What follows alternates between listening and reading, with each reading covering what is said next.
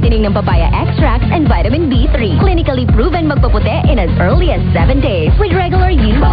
Puti ka, White Rose Papaya.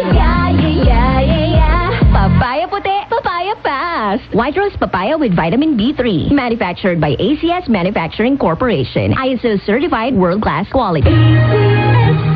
Inihahandog ng Benita at Catalina Yap Foundation o BCYF ang Development Social Enterprise Awards 2024. Muli nating kilalanin ang mga tao sa likod ng mga organisasyong nagpapalaganap at lubos na nakaiimpluwensya sa ating layuning panlipunan.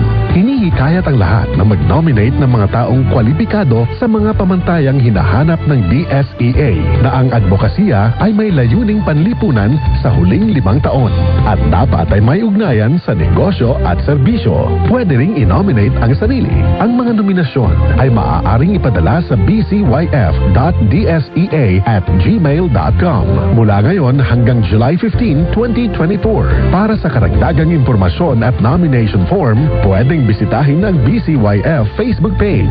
Ang Development Social Enterprise Awards 2024. Handog ng Benita at Catalino Yap Foundation kasama ang RMN Foundation in cooperation with TV5 and the Manila Bulletin. Santon Plus Coffee Mix. Ako si Teddy, isang estudyante. Favorite ko talaga ang Santon Plus Coffee Mix dahil walang pangangasim sa tiyan. Suwabe hanggang sa huling patak. Santon Plus Coffee Mix.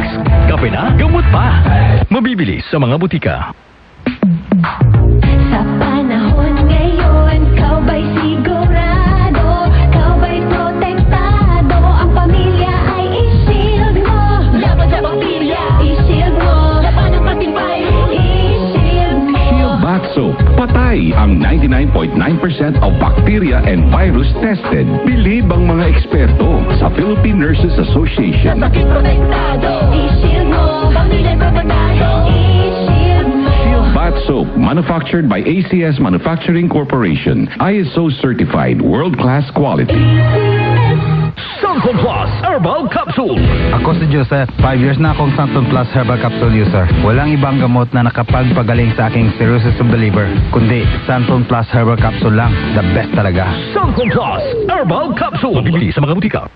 DCXL News, ang himpilan ng RMN. Kwentong Bayani. Kasama si Jojo Armenta at Radyoman Jenny Pahilanga sa Kwentong Bayani.